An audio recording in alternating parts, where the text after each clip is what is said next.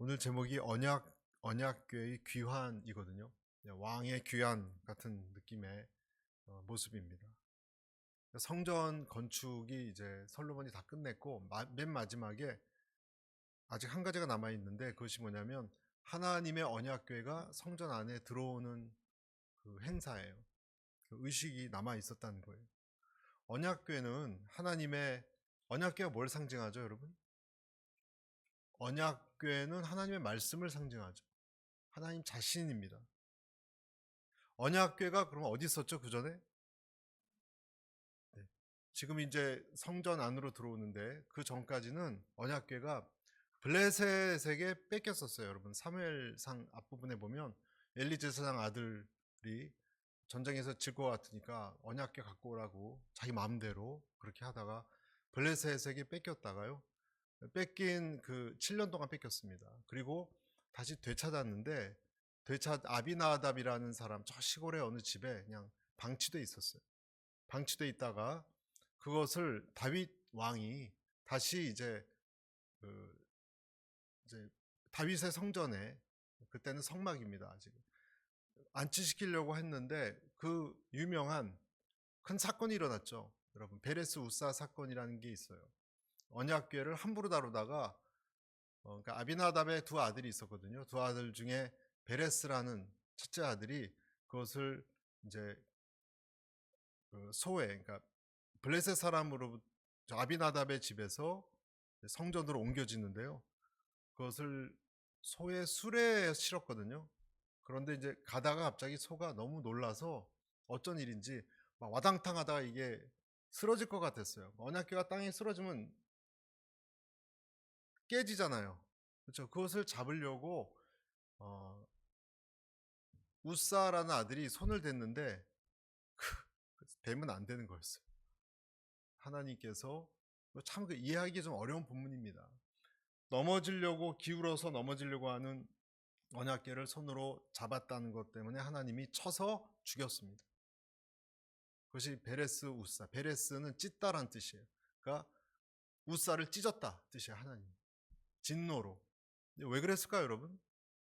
언약궤는 마음대로 그 소수레에 실어서 옮기는 것이 아니거든요. 제사장이,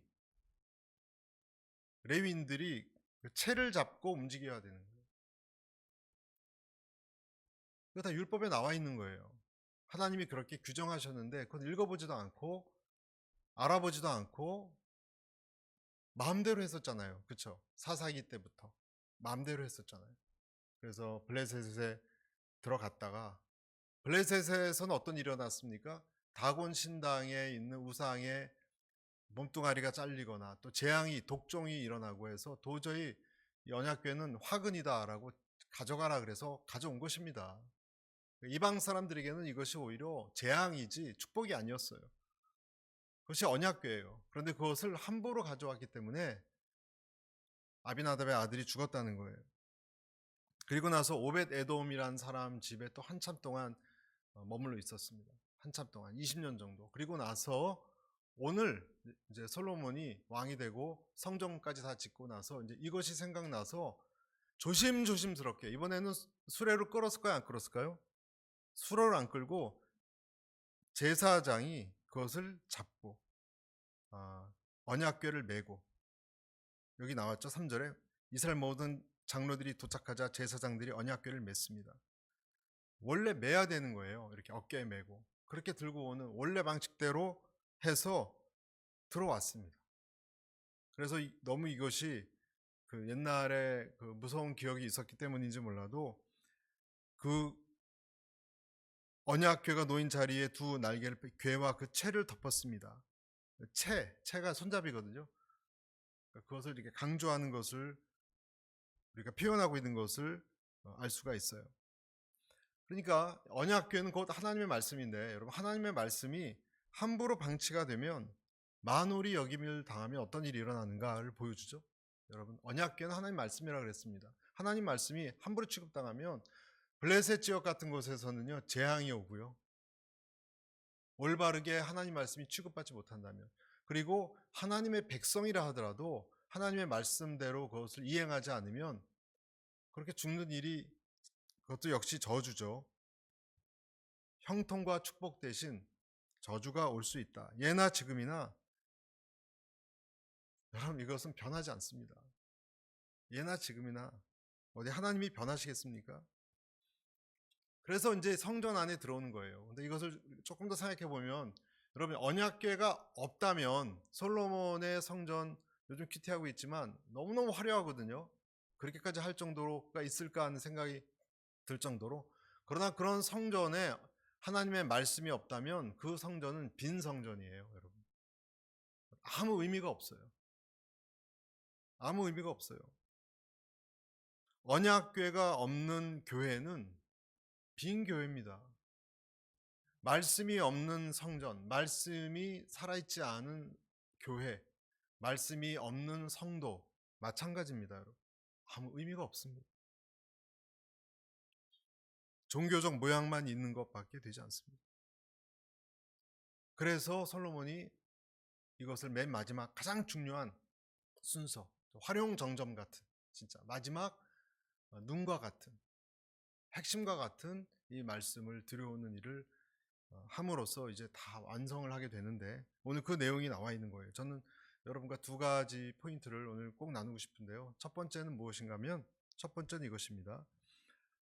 하나님의 말씀이 떠나면 어느 나라건 사람이건 영적인 고통을 겪어요. 하나님의 말씀이 떠나면. 말씀 없는 시대, 말씀 없는, 지금 언약궤가 돌아왔다는 거예요. 오늘 그래서 언약궤의 귀환인데 그 전까지 또는 이 하나님 말씀이 소실되거나 어려우면 어떤 일이 일어나느냐?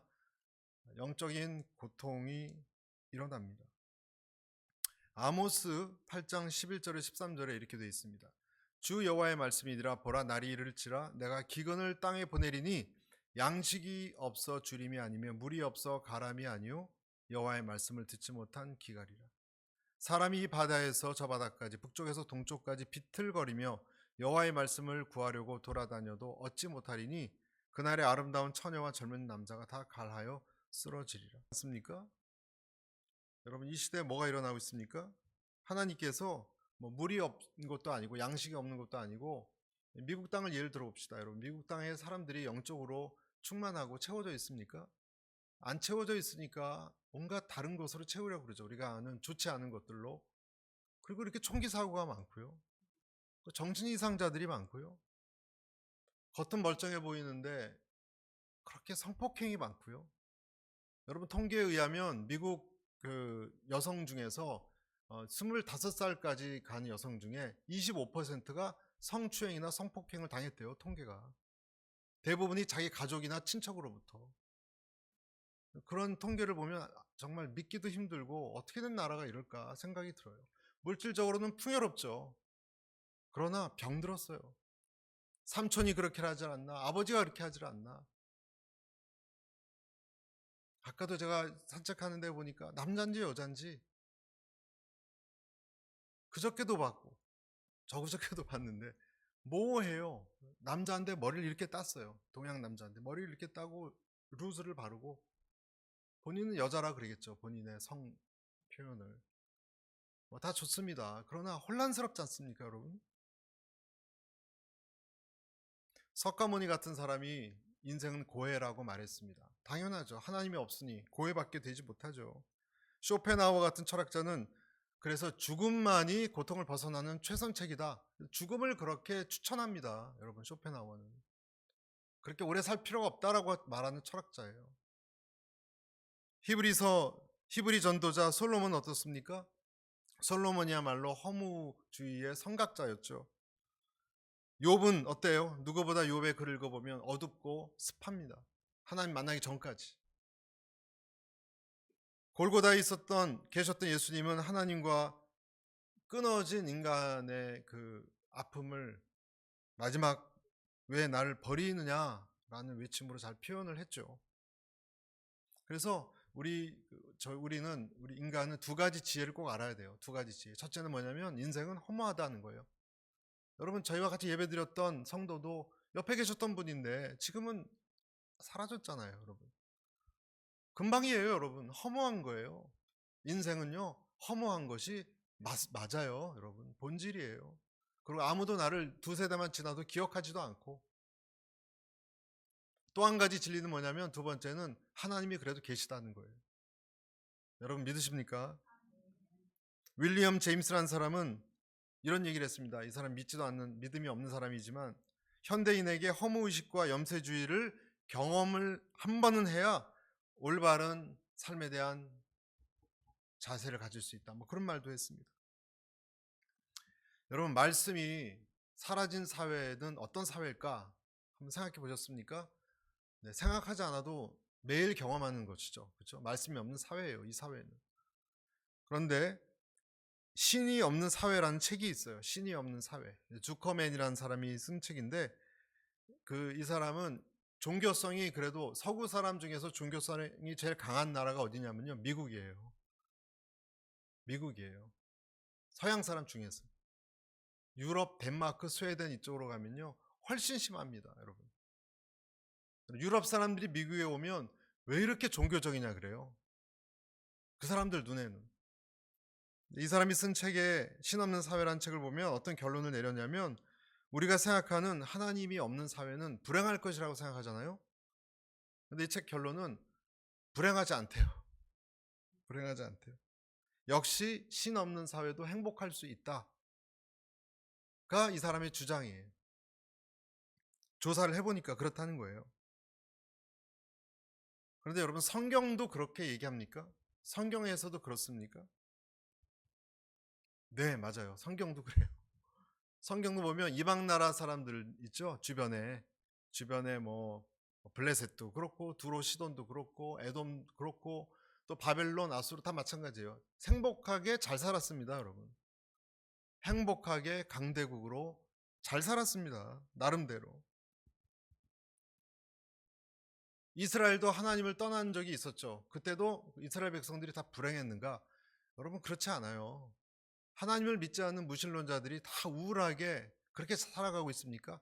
어쩌면 더 행복할지도 몰라요, 이 사람들은. 그러면 여러분, 우리가 왜 믿습니까? 이제 여기서 우리 딜레마에 부딪히지 않습니까? 어떤 걸림돌도 없기 때문에, 죄의식도 없고, 내 본능이 원하는 대로, 내가 내키는 대로 살 수 있기 때문에 어쩌면 더 자유로울 수도 있어요. 그렇게 생각합니다. 그러나 믿는 사람인 저희들의 입장에서는 이 문제를 어떻게 봐야 될까? 참 고민스럽지 않을 수가 없어요. 신이 없는 사회가 더 행복할 수 있다라고 하니까. 그런데 한번 생각해 볼 문제가 한 가지가 있습니다. 신이 사라져 버린 세상에서 과연 우리는 뭐 행복은 둘째치고 방향을 잡을 수 있을까? 여러분, 방향을 잡을 수 있습니까? 하나님이 죽었다고 생각한 어떤 사상가가 있었는데요. 그 사람은 하나님이 죽었다라는 것은 멋지게 외쳤지만 그 다음에 고뇌가 많았습니다. 이런 말을 했습니다. 그래서 지구를 태양으로부터 풀어놓았을 때 우리는 무슨 짓을 한 것일까? 이제 지구는 어디를 향해 가고 있는 것일까? 우리는 어디를 향해 가고 있는 것일까? 모든 태양으로부터 떨어져 나온 지금 우리는 끊임없이 추락하고 있는 것이 아닐까? 뒤로, 옆으로, 앞으로 모든 방향으로 추락하고 있는 것이 아닐까? 아직도 위와 아래가 있는 것일까? 여러분, 하나님이 없으면요, 동서남북도 없습니다. 동서남북이 어디 있어요? 기준 자체가 없는데. 성경은 뭘 어떻게 말하고 있는가? 성경은 하나님 말씀이 없어지면 우리는 위아래도 찾지 못하고 헤맨다라고 얘기하고요. 그러면서 여러 개 중에 한두 가지에 붙들린다라고 얘기해요, 사람들이. 마냥 자유롭지 못해요, 여러분. 우리가 절대 자유롭지 못해요. 무엇인가 붙들립니다. 여러분, 하나님이 안 계신다면 여러분과 제가 어디 붙들릴까요? 제일 먼저 권력과 돈, 그리고 건강에 붙들릴 거예요. 아무도 안 도와주니까. 내 자신에 대해서 몰두할 것입니다. 내가 잘 돼야 되고, 내가 이겨야 되고, 내가 중요한 사람으로 취급받지 못하면 견딜 수 없을 것입니다. 겸손이라는 게 어디 있습니까? 별로 중요한 개념이 아니게 되죠. 여러분 아브라함에게는요 그 대상이 아들이었어요. 하나님이 없을 때 아들이었어요. 그런데 하나님을 만나고 나서 하나님이 결국은 하나님을 만나고도 아들 이삭에 대한 집착이 있었거든요. 그러니까 그것까지 내놓으라 그러셨던 거예요. 붙들려 있는 것을 아시니까. 돈을 사랑하고 나 자신을 사랑하고 부패하고 왜곡되고 거칠고 무정하고 무서운 사회가 될 수밖에 없습니다. 앞으로 미국도 더 그렇게 될 것이고 인명이 경시되고 쾌락이 최고의 가치가 될 수밖에 없잖아요. 그렇죠? 하나님 기준이 없으면 내 쾌락이 최고니까 인명이 점점 경시되기 때문에 총기 사고는 더 많이 날 거라고 보여집니다. 내 쾌락을 위해서 남을 해쳐야 된다면 그렇게 하겠죠. 그런 사회에서 과연 사람이 살고 싶을까? 개인 차원에서 보면 하나님이 사라진 사람은, 언약궤가 없는 사람은 어떤 사람인가? 영적 침체에 빠진 사람이라고 말합니다. 크리스찬인데요, 하나님의 말씀이 가동하지 않아요, 제대로. 그러면 어떤 일이 일어나냐? 영적 침체가 일어나요. 영적 침체는 뭐죠? 하나님의 은혜와 사랑의 기운이 사라진 어두운 밤을 지나는 것 같은 계절, 그 계절을 계속 살아가는 사람이에요. 하나님의 임재를 느끼지 못하고 내가 낙심된 마음이 있는데도 어떤 것도 나한테 위로가 되지 않습니다. 위로가 되지 않아요. 그러다가 구원의 확신도 흔들리고 미래도 두렵습니다. 여기로 이제 책을 쓴 로이드 존스라는 사람이 영적 침체라는 아주 명절을 썼는데 거기에 이런 내용들이 나와요. 우울증과 불신앙이 올 수밖에 없대요. 우울증과 불신앙이. 영적 침체면. 크리스찬인데 여러분, 크리스찬이 그렇다는 거예요. 하나님의 복음을 모르는 사람이 아니라 아는데도 영적 침체기가 오면 계속 겨울이 몇 년 동안 10년, 20년 겨울이 계속된다는 거예요. 봄이 찾아오지 않고. 영적 침체라는 거예요, 그것이. 근데 이 로이드 존스, 유명한 영국의 그 설교자고 목사님이고 사상가, 이 사람이 영적 침체의 원인을 딱 한 가지로 짚었습니다. 여러분, 영적 침체의 원인이 뭘까요? 교만이래요, 교만. 이분이 보기에는 교만하고 하나님을 의지하지 않음으로 인해서 고독과 죄책감 때문에 고통을 받는다는 거예요. 그래서 이런 사람은 하나님이 섭리하는 이 세계를 잘 못 봅니다. 다 자기 중심으로만 생각하고 맨날 화가 나고 짜증이 나 있고 우울해져 있는 것이죠. 내 지식과 내 경험에서만, 그 수준에서만 판단하기 때문에 하나님의 그 다음 한 단계 높이 하나님의 섭리를 쳐다보지를 못해요. 그런데 그런 사람에게 하나님이 가끔 어떤 사람을 보내요? 하나님의 사자를 보내요, 여러분. 하나님의 사자를 보내요. 그래서 마음을 돌이키게 해요. 전 여러분과 저에게 그런 하나님의 사자가 자주 올 수 있기를 축복합니다. 내 마음을 다시 생각해봐. 그렇게 생각하는 게 아니야. 이렇게 생각을 확 뒤집는, 새롭게 보게 하는. 야곱을 돌이켰던 천사. 그렇죠? 야곱이 이제 에서 만나면 거의 죽잖아요. 그때 그의 마음을 뒤집었던 하나님의 사자가 있었습니다. 엘리야를 돌이켰던 하나님의 음성. 마찬가지예요. 엘리야가 우울증 환자였어요, 여러분. 다 죽었고 나도 이제 죽을 차례입니다. 울고 불고 그러고 있을 때 하나님이 어떤 내면의 음성을 들려주셔서 완전히 바뀌었습니다. 여호수아의 마음이 약했어요. 모세가 죽은 다음에. 그 약한 마음을 강하게 돌이켰던 것도 하나님의 음성이었습니다. 그래서 그때부터 그들이 깨어났던 거예요. 여러분, 이 말씀의 단추가 다시 파란불이 눌러져서 깨어나지 않으면요, 크리스찬은 아무것도 못해요. 우리는 속성 자체가 이 세상 사람하고 달라요. 어떤 영적 부분에 파란 등이 다시 들어와야 이게 소생되는 것이지, 그 전까지는 요한복음 15장 말씀처럼 나를 떠나서 아무것도 할 수 없습니다. 진짜 아무것도 못해요. 뭘 해도 자꾸 이렇게 안 되는 것 같고, 뭔가 하나님 나 사이에 뭐 끼어 있는 것 같고, 그리고 그럴 때 하나님과 관계가 단절될 때 제일 큰 문제는 내 영혼이 불안합니다. 내 영혼이 불안해집니다. 그 전까지는 두려워하지 않았던 이 세상 것들이 막 몰려오는 것 같고요. 사람도 무서워지고요. 그래서 시편 42편 11절 이렇게 돼 있죠. 같이 우리 한번 읽어보겠습니다. 시작. 내 영혼아 내가 어찌하여 낙심하며 어찌하여 내 속에서 불안해하는가. 너는 하나님께 소망을 두라. 나는 그가 나타나 도우심으로 말미암아 내 하나님을 여전히 찬송. 여러분 여기서 누가 누구한테 얘기하고 있죠? 자기가 자기한테 명령하는 거예요. 지금 시편을 쓴 사람이 내 영혼아, 그러니까 자기가 자기를 명령하고 꾸짖는 거예요. 그러지 마, 그러지 마, 낙심하지 마. 자기가 혼잣말하는 거예요. 내 영혼에게 명령해야 됩니다. 그를 바라보고 그를 의지하고 그를 찬송하라고. 여러분 이 법궤는요 하나님의 말씀을 뜻한다고 말씀드렸습니다. 그리고 이 하나님 말씀은 이제 오늘 솔로몬 성전에 들어왔지만 앞으로도 많은 시련을 또 당하게 될 거예요. 나중에 이스라엘 유다 왕국이 망하는 때가 와요. 586 BC 586년에 그럼 어떻게 되느냐? 그때 이제 또 완전히 그때는 영원히 소실됩니다. 지금도 못 찾았어요, 여러분. 지금도 언약궤가 어디 있습니까? 못 찾았어요. 그 이후에 어디서 뭘 하는지 언약궤가 우리는 알지 못해요. 본래 하나님 말씀은 여러분 이 언약궤를 한번 생각해 봐요. 언약궤가 오늘 귀환했는데 원래 이 언약궤는 뭐였죠? 선과 악을 알게 하는 나무였어요. 시초까지 올라가 보면 그 뿌리가 선악과였습니다, 여러분.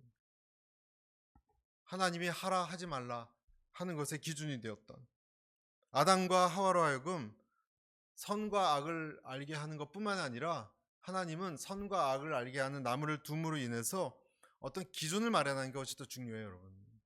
그러니까 선과 악을 알게 하는 나무가 동산 가운데 있다는 뜻은요. 그리고 그것을 먹지 말라라고 하나님께서 말씀하셨다면 이 아담과 하와는 거의 무제한의 자유를 누렸던 사람이었거든요. 그런데 다 먹을 수 있지만 이거 하나를 못 먹으니까 얼마나 그 자유가 제약된 느낌을 받았겠어요. 그 두 사람 입장에서는. 그것이 선과 악을 알게 하는 나무였어요. 그런데 하나님이 그것을 먹지 말라고 함으로써 어떤 기준을 두신 거예요. 그러니까 아담과 하와 입장에서는 그 전까지는 자기가 왕처럼 누비고 다녔는데 자기 머리 위로 어떤 권위자가 있다는 것을 선악과를 볼 때마다 깨닫는 거예요. 먹으면 안 되니까. 다른 건 마음대로 먹고 그럴 수 있어도. 그렇지 않았겠습니까? 그것은 안 되는 거예요. 다른 것은 되는데 그때마다 권위를 느꼈던 거예요. 범하지 말아야 될. 근데 그것이 정확히 하나님의 의도였습니다. 그러면 그 선과 악을 알게 하는 나무를 보면서 내가 함부로 할 수 없어.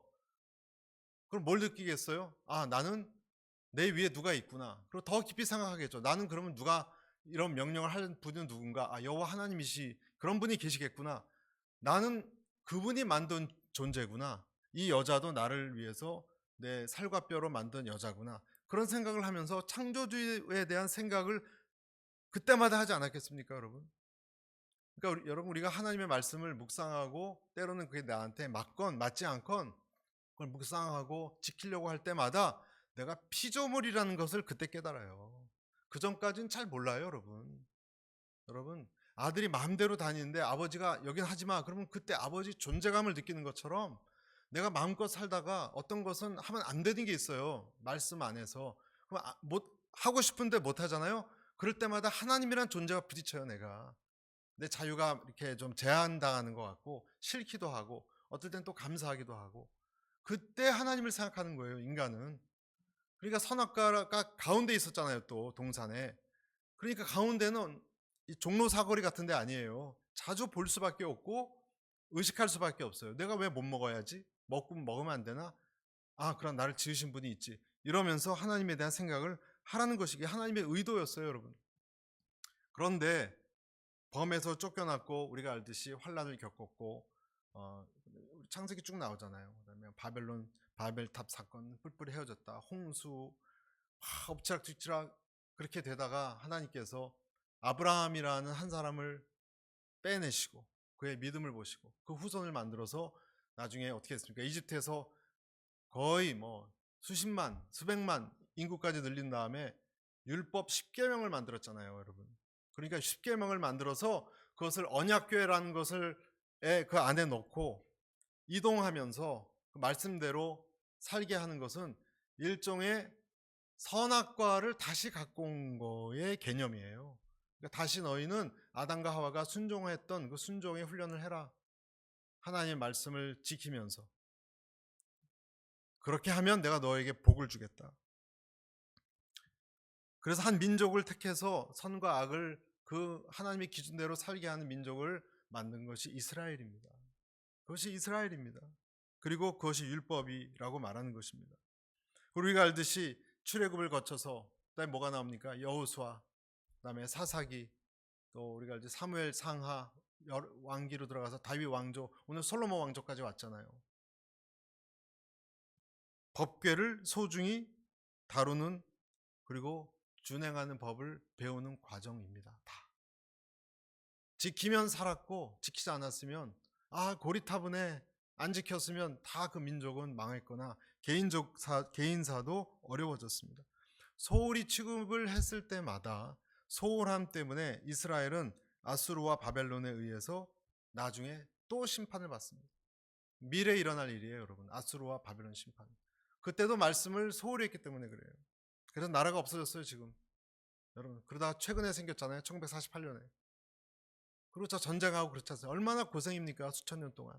결국 율법을 제대로 소중히 여기지 않았기 때문이라는 것이죠. 지금 하나님은 그 백성들이 하나님의 말씀으로 돌아오기를 기다리고 계세요. 지금 신약 시대인데. 그러면 지금도 여러분 우리에게 법궤를 찾으러 가야 됩니까? 여러분 영화의 제목처럼 법궤를 찾아서 로스트 아크 그런 것이 아니죠. 지금은 그 말씀이 어떻게 되어 있느냐? 고린도후서에 보면 이렇게 되어 있습니다. 고린도후서 3장 3절에 너희는 우리로 말미암아 나타난 그리스도의 편지니 이는 먹으로 쓴 것이 아니요 오직 살아계신 하나님의 영으로 쓴 것이며 또 돌판에 쓴 것이 아니요 오직 어디에 쓴다고요? 육의 마음판에 썼다 그래요. 그러니까 지금 여러분 아침에 큐티 묵상하는 거 있잖아요. 이 순모임 할 이게 언약궤예요, 이제. 아멘입니까? 이게 언약궤예요. 이게 언약궤. 그래서 아침마다 또 저녁마다 말씀을 가까이 하는 것은요. 내가 성전에 접근하는 거예요. 옛날 출애굽할 때 매일 제사 드렸어요. 하루 2번씩. 똑같이 하는 거예요, 여러분. 우리 큐티가 그냥 큐티가 뭐 거룩한 습관 그 차원이 아니고요. 언약 성막에 접근하는 거예요. 그래서 우리가 큐티하기 전에 뭐 내 죄를 하나님께 씻고 찬양으로 나가라 그러죠. 물두멍에 하는 과정하고 똑같아요, 여러분. 처음에 들어올 때 손발 씻고 죄를 씻고 제물을 태우잖아요. 찬양이잖아요. 찬양하고 그다음에 말씀을 보잖아요. 그다음에 지성소로 들어가잖아요. 그 과정이 원리는 똑같아요. 그러니까 이것이 지금 우리 그래서 그 말씀 묵상한 것이 마음판에 새겨지고 아멘 은혜를 받고 그렇게 살고 싶습니다 하는 것이 제사를 드리는 거와 똑같다는 거예요. 그러면 여러분 그 말씀은 그 사람에게 살아있게 되고 운동력이 있습니다. 반드시 하나님 말씀 앞에 내가 죽어서 제물이 되어서 그 말씀을 하나님 흠양하시고 언약궤로 들어가서 하나님의 말씀을 내가 받는 음성을 듣는 그 과정이 있지 않으면 인간의 이 허무와 슬픔과 이런 데서 벗어날 방법이 없어요, 여러분. 내 이 수수께끼 같은 내 인생에 풀리지 않는 어려움들, 고민들, 화 그런 것들 많이 있잖아요, 여러분. 없는 사람이 어디 있습니까? 불마 터지기 쉬운 것들, 증오심, 왜 내 인생이 이렇게 됐을까? 이런 것을 해결할 수 있는 방법이 있습니까, 여러분?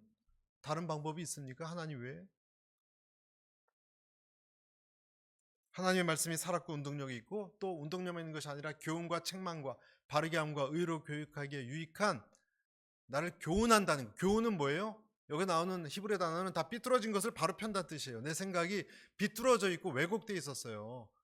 다른 사람들 말을 듣느라고. 그래서 이것을 바로 펴는 작업을 말씀을 들을 때마다 하신다는 거예요. 그리고 그분이 그리스도 예수셨어요. 그리고 그것이 내 마음판에 새겨지면 여러분 주님의 말씀 여러분 마음판에 새겨지기를 축복합니다. 새겨지면요 새겨진 이후에는 어떤 또 일이 일어났냐? 인생이 내 마음대로 살아가지질 않아요. 왜냐하면 내 마음판에서 울림이 나와요. 울림이.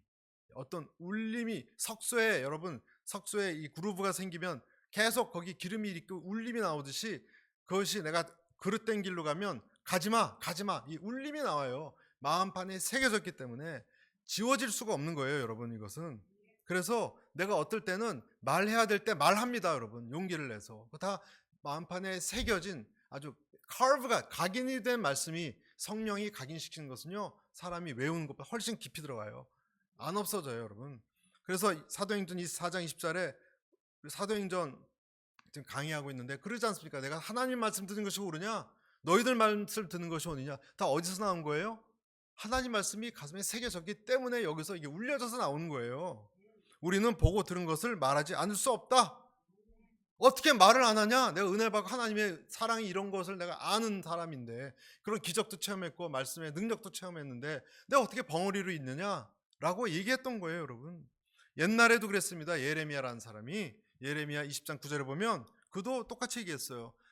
내가 다시는 여호와를 선포하지 아니하면 그 이름으로 말하지 아니하리라 하면 나의 마음이 불붙는 것 같아 골수에 사무치니 답답하여 견딜 수 없나이다.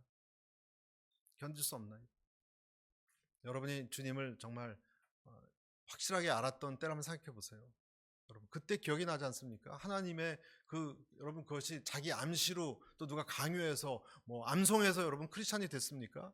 어떠한 환경의 상황에 내가 주님의 말씀이 들어와서 운동력 있게 역사했기 때문에 그 표현을 하지 않을 수가 없었어요. 그리고 그렇게 살아가지 않을 수가 없었어요. 그래서 그런 사람은 결국 하나님의 그 언약궤가 들어온 사람은요, 하나님의 말씀의 이 권역이라고 그러죠. 자기장처럼, 자석의 자기장처럼 그 안에 살아가기 때문에 그 생각이 자동으로 삐뚤어졌더라도 제어가 됩니다. 기도하며 회개할 수밖에 없습니다. 회개의 기능이 상실됐다. 그럼 뭔가 문제가 심각한 거예요, 그 사람은. 고개 숙이고 깊이 눈을 감으면 깜깜하잖아요. 그때 하나님 앞에 내 심장이 뛰면서 정직한 마음으로 나아가는 것이 기능하지 않는다면 이 사람은 어쩌면 버리운 사람이에요, 여러분. 이것이 반드시 그렇게 되게 돼 있어요. 내가 잘못한 것은 고쳐지게 돼 있어요. 아, 내가 교만했구나. 내가 앞으로 내가 하나님 말씀대로 하지 않는 거 내가 하나님께 죄송하구나. 느껴지게 돼 있어요. 여러분 기도하지 않고 말씀 안 보면 안 느껴져요. 안 느껴져요. 물론 음성은 들리지만, 그러나 기도를 조금이라도 하고 그러면 대번에 느껴집니다. 그래서 여러분 호세아서 10장 12절에도 너희 묵은 땅을 기경하라, 그런 말이 있어요. 여러분 묵은 땅을 기경하라. 그 뜻은 깊이 보면 이런 뜻이에요. 너의 원래의 땅을 기경하라. 너의 땅은 원래 좋은 땅이었다. 빨리 돌들 드러내고 잡초 드러내고 원래 그 기능대로, 원래 땅이 만들어진 목적대로 사용해라. 묵은 땅을 옛날엔 안 그랬다, 그 뜻입니다. 그래서 묵은 땅을 기경하면 하나님이 하늘에서 단비를 내려주신다는 뜻이 다 이게 말씀과 연관된 용어들이에요.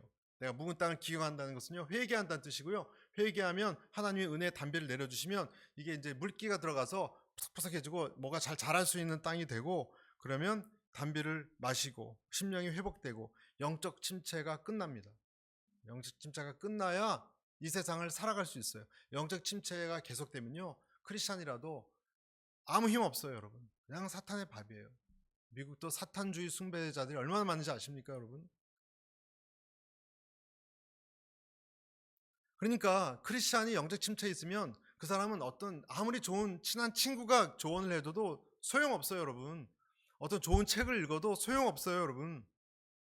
기도 중이나 아니면 말씀을 뭐 설교건 큐티건 듣다가 하나님의 어떤 말씀이, 어떤 문구가 나한테 꽂혀서 그것을 나를 살리기 전까지는 이 사람은 회복될 수가 없어요. 없어요. 그래서 그 사람은 다시 말씀이 귀환해야 돼요, 그 사람에게. 저는 오늘 이 교회가 하나님 말씀이 날마다 귀환되는 교회가 되시길 축복합니다. 그래서 오늘 본문에 제사장들이 율법 규정에 따라서 법궤를 메어 올리고 뭐 대표들이 다 나왔습니다, 여러분. 왕과 뭐 장로들, 족장들이 다 모여서 뭐 예배를 드리고 엄청난 양의 여러분 제사를 다 드렸다고 나와 있지 않습니까? 그리고 감사가 회복됐어요. 여러분 말씀이 들어오면요, 감사가 회복됩니다. 그래서 감사를 잘하는 사람 있죠? 이 사람은 말씀이 있는 사람의 증거예요. 불평이 많은 사람은요, 그리고 짜증이 많고, 짜증은요 그냥 짜증이 간단한 게 아니에요, 여러분. 분노에 물을 이렇게 흘린 게, 분노에 물을 이렇게 흘린 거예요, 양동이에서. 그게 짜증이에요. 그러니까 분노의 저수지가 있는 것이 해결되지 않으면 이것은 심령도 상하게 하고 병의 근원도 돼요, 여러분. 그것이 정신병의 근원도 분노고요, 결국은. 그리고 내 몸의 육체가 상하는 것도 그런 거예요. 이것이 예수의 피로 인해서 달라져야 됩니다. 이게 뒤집어져야 됩니다. 이 말씀이 들어올 때 두 가지 현상이 일어나요. 하나님의 사람이 아닌데는요, 다곤 신당이 무너지듯이, 여러분, 독종이 일어나듯이 여호와의 말씀을 함부로 하는 사람들에게는 아무 능력도 없고 오히려 재앙이, 하나님 말씀을 함부로 하다가 그런 일이 일어나지만, 하나님의 사람에게는 처음엔 그것이 화처럼 보일지 몰라도 여러분, 하나님이 그를 회복시키시고 하나님이 그를 바꾸십니다. 축복하십니다. 두 번째, 마지막, 오늘 하나님 말씀이 없으면 고통받. 두 번째는 말씀이 들어오니 성전에 무엇이 가득했다고요? 여호와의 영광이 가득했다, 이렇게 되어 있습니다. 10절 11절 한번 보시죠. 10절 11절. 제사장들이 성소에서 나오자 구름이 여호와의 성전에 가득했습니다. 그리고 11절. 제사장들은 그 구름 때문에 임무를 다 마치지 못했는데 여호와의 영광이 김성 형제님이 조작이 오늘 처음이라서 제가 그냥 읽을게요. 그냥 안 하셔도 됩니다. 제사장들은 그 구름 때문에 임무를 다 마치지 못했는데 여호와의 영광이 성전 안을 가득 채웠기 때문입니다. 제사장들이, 여러분, 이 지성소에서 일을 하기가 어려울 정도로 빽빽한 구름이 가득 채워졌어요. 그러니까 구름이 채워졌다는 뜻은 하나님이 인정했다는 뜻이에요. 하나님의 인정이 하나님의 이 쉐키나, 하나님의 영광의 구름으로 나타나는 것입니다. 그리고 뭘 뜻하냐? 하나님의 말씀이 소중히 여김을 받고 있다, 그런 뜻이에요. 하나님의 말씀이 소중히, 그전까지 막 돌아다니고 그냥 천대받았던 하나님의 법궤가 이제 제대로 소중히 여김을 받게 됐기 때문에 하나님이 기뻐하시는 것의 표식으로 하나님의 구름의 영광을 이렇게 놨다는 거예요. 하나님의 인정이에요. 하나님 인정. 하나님의 영광의 임재, 이것을 히브리어로 그 카보드라는 말을 써요. 카보드라는 그 원어가 있는데, 굳이 원어를 말씀드린 이유가 뭐냐면, 여러분, 이게 원래 언어가 무게감이 있게 누른다 뜻이에요. 누른다. 그러니까 즉 무슨 말이냐? 하나님의 말씀이 내 안에 들어와 있는 사람은 하나님의 영광의 무게가 그를 누르기 때문에 이 사람은 요동하지 않습니다. 요동하지 않습니다. 무게감이라는 뜻이에요. 그리고 기쁨의 카보드가 또 누르는 거예요. 기쁨이 그 사람을 붙들고 있어서 요동하지 않습니다. 인간은 참을 수 없는 가벼움이 있어요. 우리는 이랬다 저랬다 하고 내일을 모르고 또 과거도 복잡하고 우리예요. 어떤 의미가 있는지 다 의미 없는 것 같고, 그런 바람개비 같은 우리의 삶에 하나님이 영광의 무게감을, 너는 어떤 존재고 무엇을 해야 되고, 그리고 은혜의 무게감을 부여해 주신다는 거예요. 이것이 카보드예요. 하나님의 영광의 임재가 우리 가운데 나타났다는 거예요. 여러분, 이 하나님의 영광의 임재는 우리를 인도하시기도 해요. 그래서 불기둥, 구름기둥이 이 카보드예요, 여러분. 그러니까 결론적으로 뭡니까? 오늘 말씀을 결론을 낼 텐데, 홍해를 가르고 바위에 물을 터뜨리시고 우리의 삶의 위기 때마다 도우시고, 이것이 다 뭐냐면, 뭐와 연결되냐면요, 그 사람의 마음속 심중에 하나님의 법궤가, 언약궤가 들어와 있느냐 없느냐의 차이예요. 우리 인생은 한마디로 잃어버린 법궤의 귀환이다, 귀환의 여정이다, 이렇게 말해도 과언이 아닙니다. 어느 정도 나이가 됐을 때나 또는 모태신앙일 때는 어려서부터 하나님을 믿어도 청소년 되면서 다 잃어버리다가 다시 귀환합니다. 철들고. 그 과정이 쓰리고 아플 수도 있지만 이 왕의 법궤가 귀환하면 이 사람은 든든히 세워져 갑니다. 그리고 다 이해가 갑니다. 이제는 100%는 아니에요. 물론 한 30-40%는 모르는 것도 많아요. 그러나 어느 정도 가닥이 잡히고 하나님이 나한테 뭘 원하고 무엇을 위해 살아야 되고 무엇은 잃어버려도 괜찮고 무엇은 잃어버리면 안 되고, 이게 딱 구분이 가요. 분별력이라 그러죠. 영적 분별력. 그 사람은요, 지구가 무너져도, 요즘 뭐 이스라엘 이란 전쟁 중동 확전이 되면요, 여러분 3차 대전 될 수도 있어요. 어쩌면 이런 정말 불안한 시대에 지진이 일어나고 흔들리지 않습니다. 그래도 항상 감사하고 기뻐하고 오히려 다른 사람들 위로할 수 있는 사람이, 언약궤가, 법궤가 내 마음에 안치된 사람. 우리는 성전이라 그랬잖아요. 하나님이 내 안에 하나님의 말씀이 안치된 사람은 요동하지 않습니다. 영광의 무게가 늘 나와 함께합니다. 그러한 저와 여러분 되시기를 축복합니다.